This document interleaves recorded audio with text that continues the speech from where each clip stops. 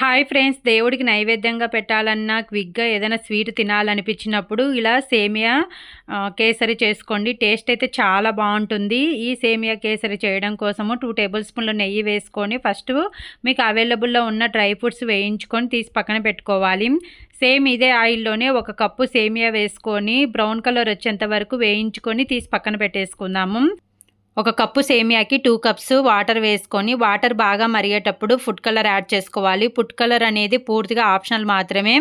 బాగా మరిగేటప్పుడు వేయించుకున్నటువంటి సేమియా వేసుకొని సేమియా 90% ఉడికించుకోవాలి. మనం ఇలా సేమియాని బ్రేక్ చేస్తే బ్రేక్ అవ్వాలి.